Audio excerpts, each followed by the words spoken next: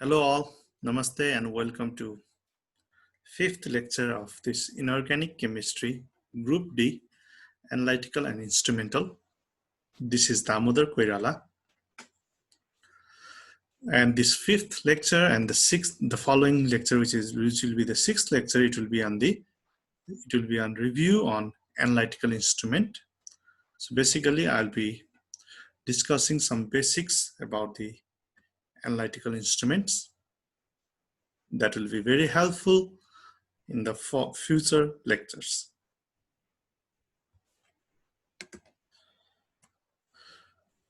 So as we know that chemical analysis can be done two different ways. One way is by using the classical method and the other way is by using the instrumental method. So until now, we have used classical method where we talked about the titration until our lecture 4. Now from lecture 5 onward, we'll be discussing about the instrumental method. And also in the instrumental methods, we'll be focusing on spectroscopy part. As you can see, there are several instrumental methods. Few of them are listed here and several are not listed. Of those several, we'll be only discussing spectroscopy. Okay. And the major difference between classical method and the instrumental method is instrumental method uses instrument, whereas the classical method, we don't use instrument. So the first part of the syllabus is a brief review on chemical analysis. And there we discussed about redox titration, where we talked about the uses of potassium bromate, the uses of ceric salt, and we talked about the indicators used in redox titration and on how to determine the equivalent point in redox titration. Then we discussed about complexometric titration, the basics about the complexometric titration, how to determine the equivalent point, how the mechanism of metal ion indicator in complexometric titration. Then we discussed about precipitation titration. There we discussed about the adsorption indicators, the mechanism of this indicator, and how the equivalent point is determined in precipitation titration. Then we jumped into some of the common organic reagents that are used in inorganic chemical analysis. Those reagents were DMZ, oxime, and copperan. So until fourth lecture, these were the topics that we discussed, and in these topics, we did not use any instrument. Okay, the chemical that we used was indicator that helped us to determine the equivalent point. However, now in following lectures, topics, we will be using instrument.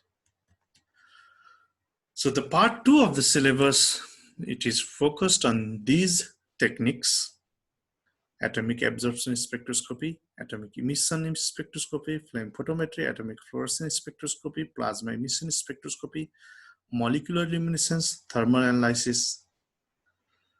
And all these techniques will be focusing on the instrument, the working principle of the technique, and the application of the techniques. On the instrument part, we'll be discussing what are the different components of the instrument, what is the purpose of that component, what is it used for, and how those components are assembled.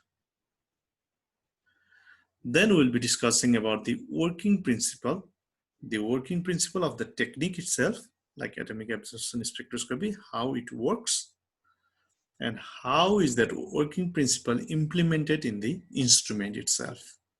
So how does the instrument help to study the atomic absorption spectroscopy, for example.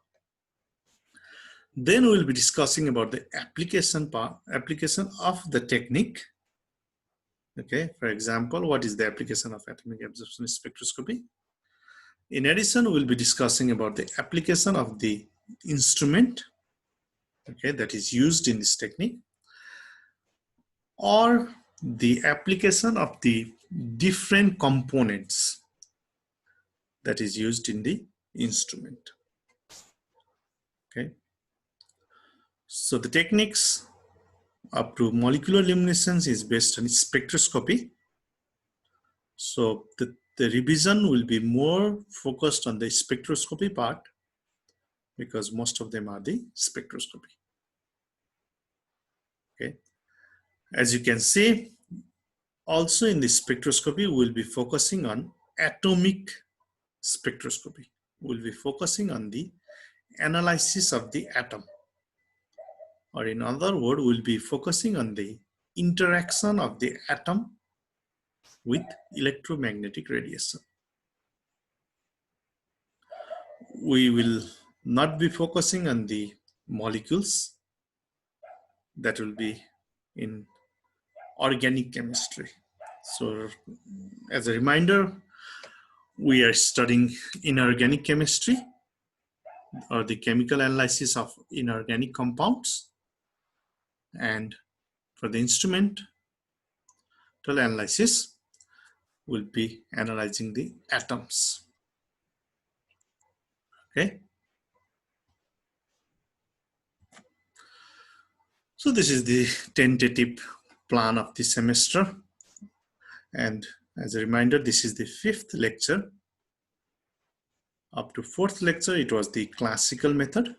Now from 5th lecture onward, it will be on instrumental method. The lecture 5 and lecture 6 is the revision. These are the revision, or the basics, or the base for the following lectures, 7 through 13. And in these 2 lectures, we'll be introducing spectroscopy. We'll be introducing optical instrument, some of the common components of the optical instrument, and we'll be introducing the atomic spectroscopy. How is atom interacted with electromagnetic radiation, and what is the effect on doing so? So the 5 and 6 lecture will be the introduction, and even though it is written that 5 will be spectroscopy and optical instrument, and the 6 will be more focused on atomic spectroscopic introduction, the way these lectures are prepared, they could be mixed up. However, just understand that lecture 5 and lecture 6 are the base, or the introduction to the following lectures.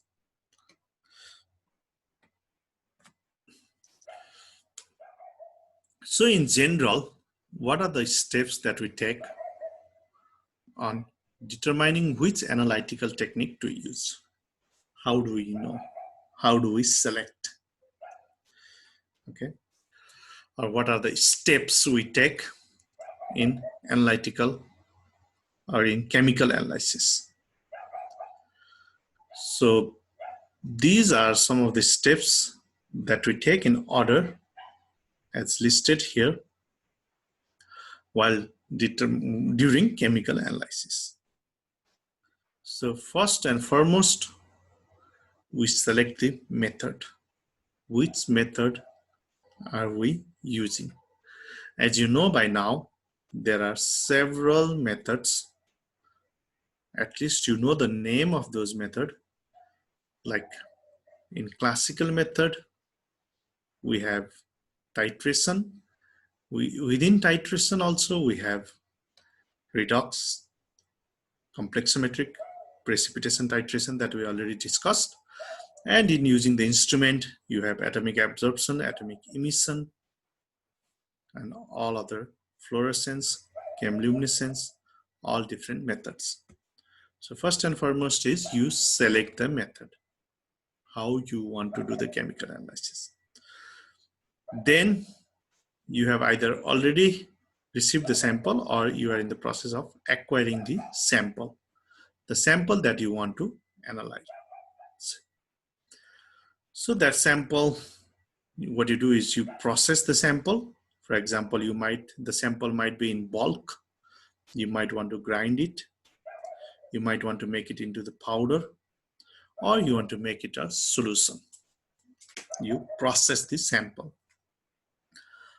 Then you want to eliminate the interference. If there occurs any interference, or if you predict that there could be any interference, then you must do your best to eliminate them. For example, when we studied the complexometric titration, we learn to eliminate the interference by using masking agents, right? Then again, when we want to recover those eliminated element, we demasked it. So those sorts of technique, you should be aware of them. Then you measure the property. So in titration, the property that we measure is the volume. We looked at the color change and we determine the equivalent point, and then we measure the volume of the titrant used. Okay, but in instrument, in spectroscopy, it will be different. Then after you measure the properties, you calculate the results. Okay, in titration, we learned it. We are familiar to do it manually. For example, you determine the volume of the standard, then you know the concentration of the standard, you know the volume of the analyte you used, then you determine the concentration of the analyte by using normality equation. N1V1 is equal to N2V2. That's how you calculate the result. However, when you are using the instrument, in most of the cases, the calculation is done by the instrument itself. Okay. Then once you do the calculation, you are familiar that in titration you do it 3 times just to make sure if your data is reliable, right? You try to get the concurrent reading, or you try to get least standard deviation as possible. So you will evaluate your result by estimating their reliability, how reliable the data are, how close they are, how reproducible they are, right? Then once you are satisfied with everything, like the data you received, the method you selected, the way you processed your sample, the way you eliminated the interference, the way you measured the property or the property that you chose to measure, once you're satisfied with all them, you present your data. Now, the second part is how do you select the analytical method? Okay, there are several analytical methods that you can use to analyze this sample. Okay, there are several of them. However, you need to choose one of them. How do you choose them? So these are some of the factors that you have to consider while choosing the analytical instrument or analytical method. So analytical method, it means that it could be classical method or it could be instrumental method. Okay, we are talking in general. So first point is accuracy and precision required. How accurate or how precise you want your data to be. You need to think about that.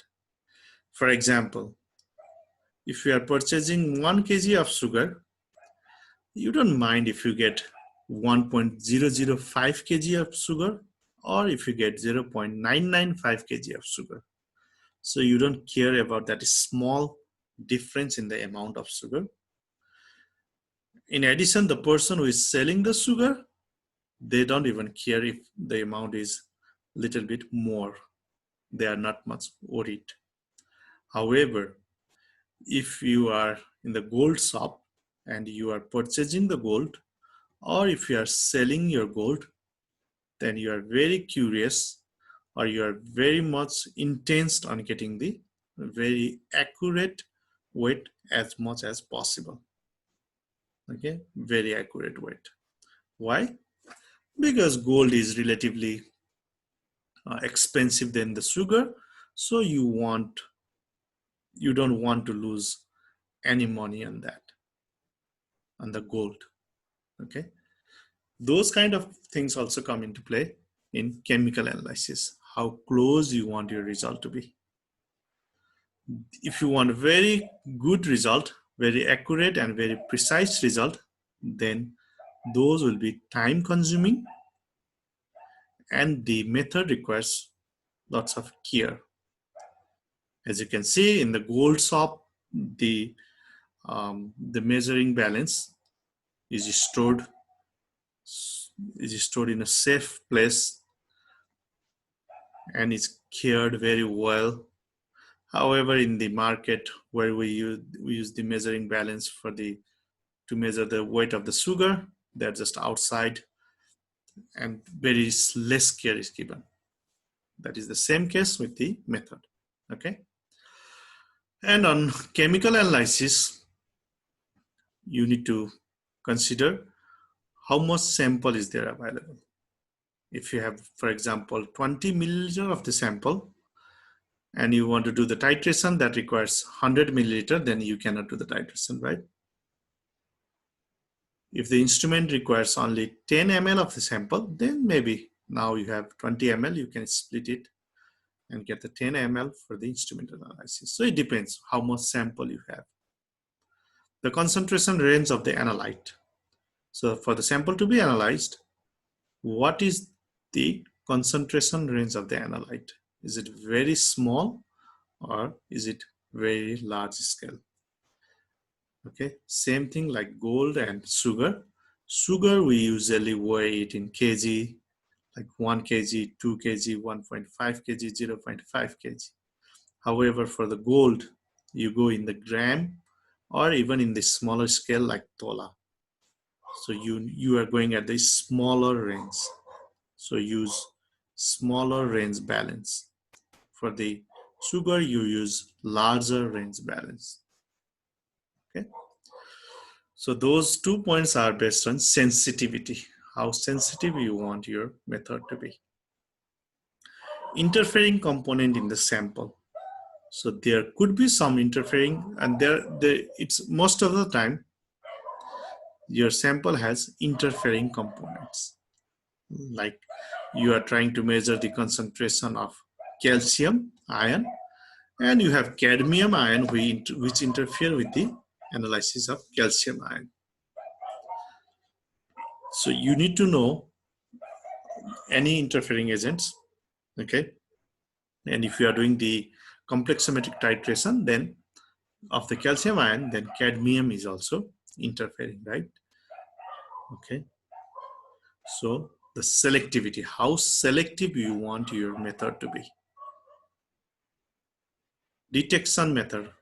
Do you want the physical detect?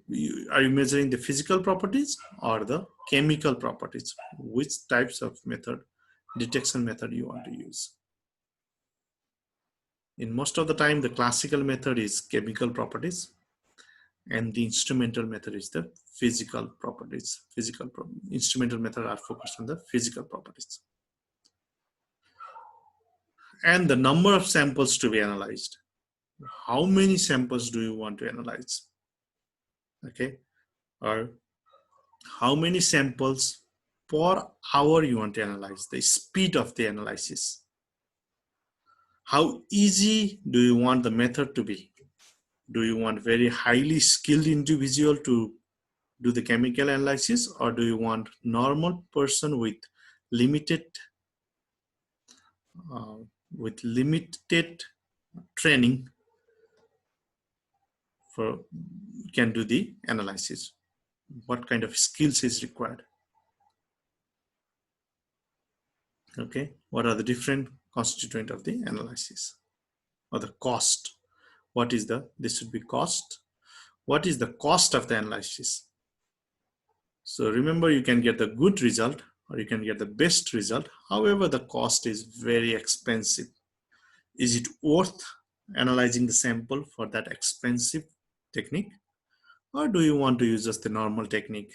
It is not that expensive. Okay, so these are the different parameters that you have to look into while selecting the analytical method. Now let's move into the electromagnetic spectrum. So the electromagnetic radiation is divided into different regions based on the frequency or wavelength called electromagnetic spectrum.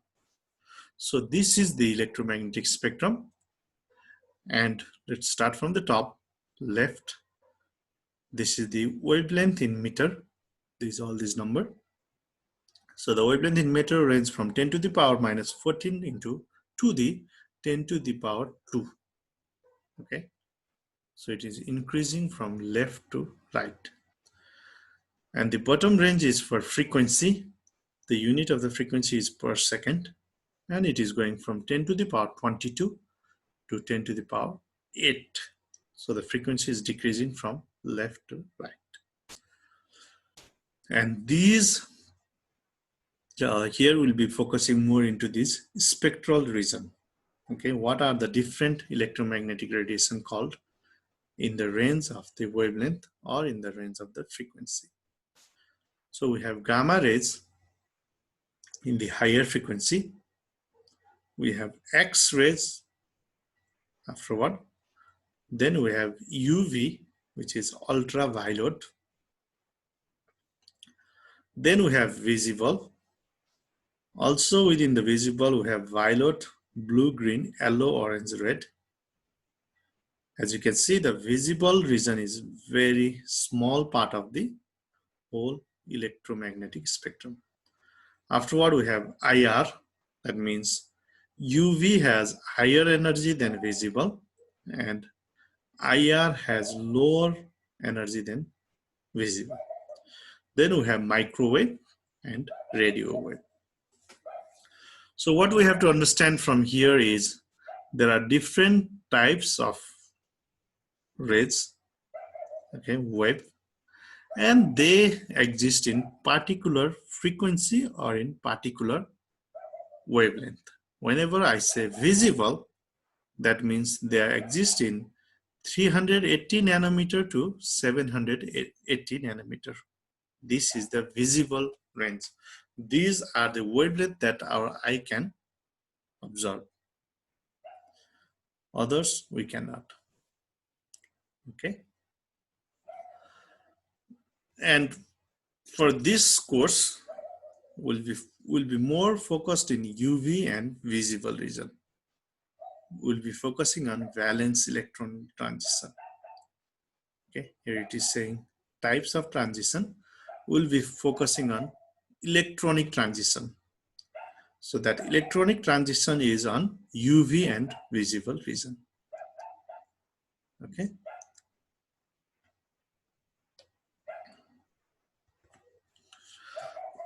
So now let's get into Bohr atomic model.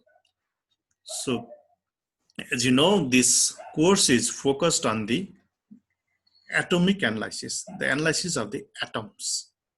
So let's understand the one of the atomic model. So in our atom, we have nucleus, which is the center of the atom. It is also the weight of the atom. It carries the weight of the atom. Then we have orbits. The orbits are labeled 1, 2, 3. It keeps increasing. In those orbits, there exist electron. Here I have only shown one electron. However, you can have several of them. Okay. So electrons occupies specific level or the orbits and no others. So these electrons, they occupy they can exist only in certain orbits. For example, this electron right here, it can at the moment can only exist in orbit 1. So if there are 3 electrons, then there will be 2 electrons in orbit 1. They exist in orbit 1. And the other third electron will exist in orbit 2. Okay, these are the specific level they have. Orbits have certain energies. So the orbit number 1, orbit number 2, and orbit number 3, they have certain energies. Okay, the energies are fixed. That's why they are also called electron energy level. Why are they called an electron energy level? Because they have certain energies. These orbits, they are also called electron energy level. So in general, orbit number 1 has the lowest energy. Orbit number 2 have energy higher than 1. Orbit number 3 has energy higher than 2. Orbit number 4 has energy higher than 3. That's how it goes. As the orbit number increase, the energy level also increase, or the energy also increase. Electron excited to higher level by absorbing photon. Okay, this is the Bohr atomic model. So even though the electrons exist in the specific orbit, if they absorb photon, if they can absorb energy, they can promote to higher energy. For example, if this electron absorbs energy, okay, we'll be talking about that energy in later slide. However, if it absorbs the energy, it can promote into energy level 2. If it has more energy, then it can even promote to energy level 3. Even higher energy, it can promote into energy level 4. Okay, it can promote to higher energies. Electron relaxes to lower energy by emitting photon. So for example, if this electron promote to energy level 3, okay, for that it has to absorb the energy, right? Now it is not that stable in orbit number 3. It has to come back to its original level, original orbit. So while it is jumping or coming back from energy level 3 to energy level 1, it emits photon. Okay, it releases some photons. So photon energy exactly equals gap between the orbits. So for example, if it wants to go from 1 to 2, energy level 1 to energy level 2, then the energy of the photon that it is absorbing must equal to the difference in energy between these two levels. Okay, we'll be seeing that in a later slide. So this is the Bohr atomic model. We can promote the electron from its energy state to higher, or when it is in higher, it can come back to the original state or the other states by emitting the photon. Those are the two important points. Okay, by absorbing photon, you promote. By emitting photon, you relax. So ground state is the electron in its lowest energy level. So whenever it is in the lowest energy level possible, for example, in here, the lowest energy level for the one electron is first level. Okay. If there were 3 electrons, then 2 will be on the first and the third one will be on the second energy level. So the ground state will be on the second one because that electron is in the second. So we are focused on the valence electron. Okay, let's say that. So wherever the valence electron is located, that will be our ground state. That is the lowest energy level. Absorption, again one more time. electron absorbed. The electron here means the valence electron. Okay, we are focused on the valence electron. So the valence electron absorbs photon and jump to an excited state of higher energy. So the valence electron jumps to the another energy level which is higher than where it existed before. That is the absorption. Okay, it absorbs photon and goes to the higher energy state. Emission is the electron emits photon and it jumps down to the lower energy state. Okay, for example, the electron is excited to third energy level and it jumps back to 2. That then when it is jumping back to 2, it emits the photon. Then from 2 it can jump back to 1, it emits photon. Or it can directly jump from 3 to 1, it emits photon. That is emission. Okay, that is the difference between absorption and emission. Absorption is promoting to the higher energy state, and the emission is jumping down to lower energy state. So here it is showing in the figure. So the h mu is the photon with the energy h mu. When you apply that energy, the electron in this ground state is promoted to higher energy state, which equals the energy difference between these two states must equal to h mu. So delta E is the difference between where it is going and where it started. The energy difference between these two states is delta E, and that must be equal to the energy of the photon, h mu, the energy of the photon. Then in that case, this electron absorbs the energy and goes to the higher energy state. That is absorption. Emission is the electron is in the excited state. Okay, excited state means it has to go to excited state. It cannot do it from the ground state. So we'll be seeing it in the future. So the electron is in excited state, which is the unstable state.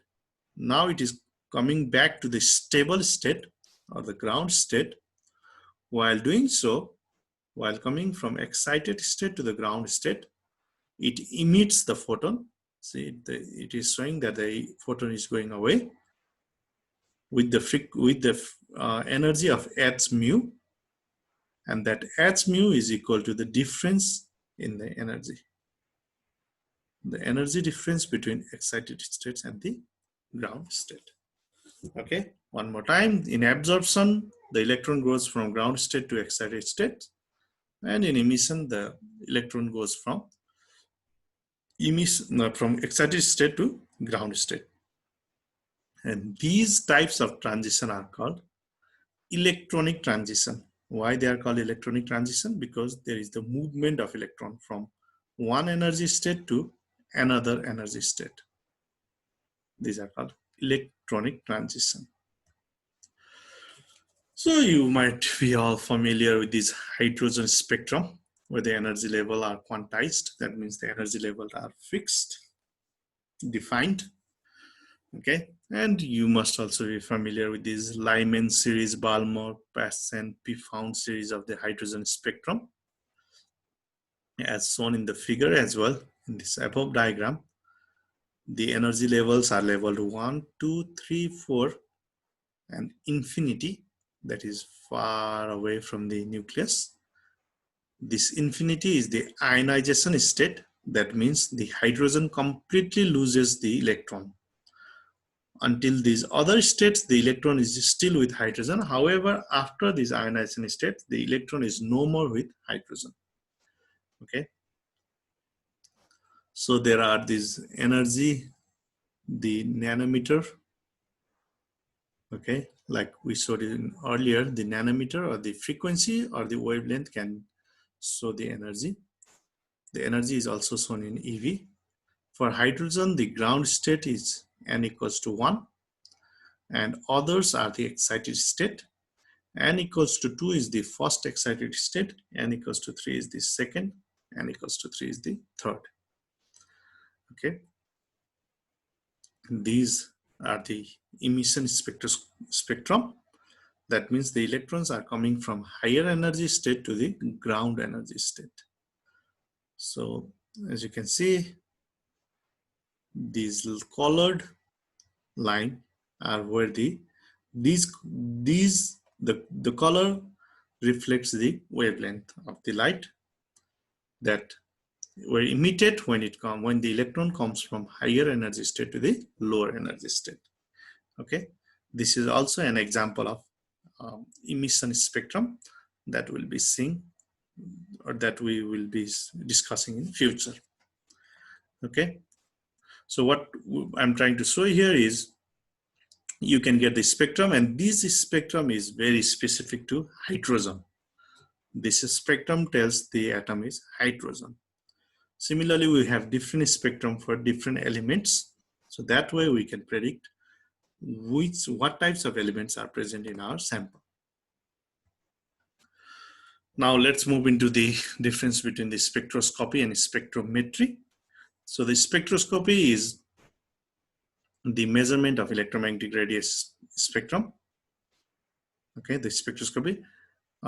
Scopy means looking at, like microscope, looking into the microscopic organisms, right?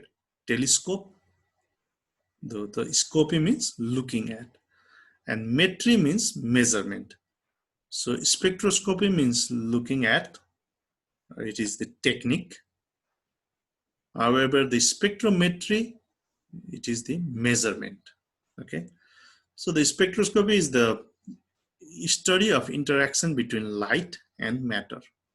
So here the light means electromagnetic radiation, okay, from gamma rays to radio wave that we have seen in electromagnetic spectrum earlier. So the terminology light and electromagnetic radiation are used interchangeably. So spectroscopy is the interaction between light and matter. Spectrometry, it implies a quantitative measurement of intensity. Here we are doing the measurement of this intensity. Metry means measurement, scopy means study. Okay, in this course, two major spectroscopy that we'll be discussing is atomic absorption spectroscopy, which relies on the absorption of specific frequency by atom. Again, remember we are focusing on atom. And atomic emission spectroscopy, it relies on the emission of a specific frequency by atom.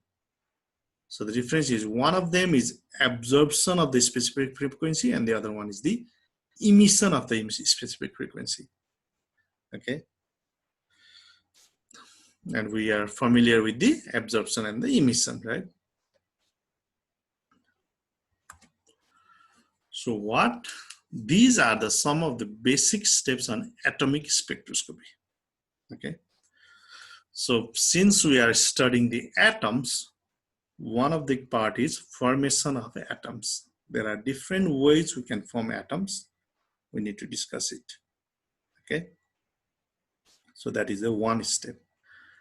Then we need the source of electromagnetic radiation. Why we need the source of electromagnetic radiation? Because this is the spectroscopy, and the spectroscopy is the study of interaction between the light and matter, the electromagnetic radiation and the matter. The matter here is the atoms, and the source electromagnetic radiation, we need the source for that. So these two together comes here. There is the interaction between the atoms and the electromagnetic radiation. Then depending on what we want to study, either the absorption or emission, we do that, and we do the detection of electromagnetic radiation. Here we do the detection of either emitted electromagnetic radiation or the radiation that are not absorbed. Okay, two cases. One case is emission of electromagnetic radiation and the other case is the electromagnetic radiation that are not absorbed by the atoms. So one more time, ground state is the lowest energy state of an atom, and it is represented by E naught. And the excited state is the higher energy state, and they are represented by E1, E2, E3. There are several excited states. However, there is only one ground state. Okay. So according to the quantum theory, okay, atoms, let's focus on atoms, can exist only in certain discrete state characterized by definite amount of energy. Okay, the energy is defined. When a specific changes its states, when the species changes its states, it absorbs or emits an amount of energy exactly equal to the energy difference between the state. We have discussed it in previous slides also, but this is also the postulate of quantum theory. So here, 0 is the ground state. When it absorbs the energy, it can go to the first excited state, or it can go to the second excited state. This upward arrow. The electron can jump from 0 to 1 or 0 to 2.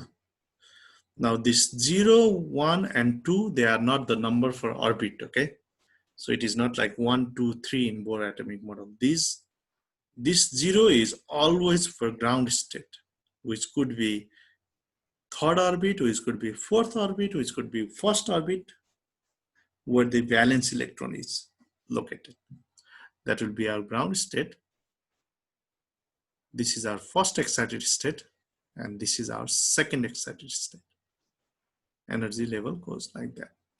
So once it is in the second excited state, okay, these are the excited state, it has to come back to ground state. So there are two ways it can come back. One is, first it can go from 2 to 1, second excited state to first. On doing so, it has to release this amount of energy. Or it can come from second to ground. So one way is second to first and first to 0, or the second way is directly from second excited state to grounded state. Okay, and the difference in energy is E1 minus E0. This is when it is coming from first to 0, or when it is going from 0 to 1. H mu, that is the frequency of a photon, and mu, it can also be hc by lambda, c by lambda, speed of light divided by the wavelength of the electromagnetic radiation is the frequency of electromagnetic radiation. Atomic absorption. So this is the partial diagram for sodium. Okay, so in case of sodium, the valence electron is located in 3s, right? That is where the valence electron is located, and that is the ground state. That ground state is labeled as that will be your lowest energy, so that's why the energy is 0. Here the y-axis is for energy in electron volt, so it is 0 electron volt, 1 electron volt, 2, 3, 4, 0 for ground state, and 3s is the ground state for solid sodium. That's where the valence electron is located at. So to go from 3s to 3p, you require 590 nanometer of electromagnetic radiation. This much energy is required. Okay, to go from 3s to 4p, you require 330 nanometer. To go from 3s to 5p, you require even less nanometer. Okay, so as you can see, the gap between 3s and 3p is less than 4p and 3s, which is also less than 5p and 3s. You require more energy to go to higher state. To go to 5p, you need large amount of energy. You require less amount of energy to go to 3p. So higher wavelength means less energy. Okay, so this is the least energy, and this is the most energy that is required in this diagram. Okay, so if you give energy that is equal to 285, then the electron in 3s will go to 5p. If you give only 590 nanometer, then it goes to 3p. If you give 600 nanometer, for example, then the electron will stay in 3s because there is not enough energy. These levels are quantized. That means you cannot go from 3s in between, somewhere in between 3p. No, that does not happen ever. Okay, it has to go to one of these state. Okay, and this is an example for sodium. Similar examples can be obtained for other elements also. So for electromagnetic radiation, there are it is also called, we call it light for easiness. It has a dual properties, has wave and particle properties. The wave properties are reflection, refraction, interference, and diffraction. And the particle properties is absorption and emission. As you can see, we are more focused on the absorption and emission, which is the particle properties. So for electromagnetic wave, it is oscillating electric and magnetic wave. As the name suggests, electro means electric, magnetic means magnetic. So it is the oscillating electric and magnetic field. As shown here, they oscillate, they travel perpendicular to each other. Okay, like this one is the electric field. It is going up and down in 3 dimensions, and the other one is going like this. Magnetic field is going like this. So it is like one of them is the wall of the room, and the other one is traveling on the ceiling of the room. However, they are traveling the same direction. One is traveling on the wall, and the other one is traveling on the ceiling, and they are traveling perpendicular to each other in same direction. Okay, and the speed, in vacuum, the speed of the electromagnetic radiation is 3 times 10 to the power 8 meter per second. So this is the electric field shown on this diagram. You can show similar for magnetic field. However, they are going to have same properties. So for easiness, the electric field is shown. Okay, some of the terminologies that you might be already familiar with but need to know is amplitude. So amplitude is the maximum height of the wave. Okay, it is represented by A. Wavelength. Wavelength is the distance between 2 similar points. Here the maximum point, the distance between those two. Okay, remember this slide will remember this picture, will be requiring it in next slide. Amplitude is the maximum length. Period is the time in second required for the passage of successive maxima or minima through a fixed point in the space. So how long does it take to go from one maximum point to another maximum point? That is the period, and the time is measured in second.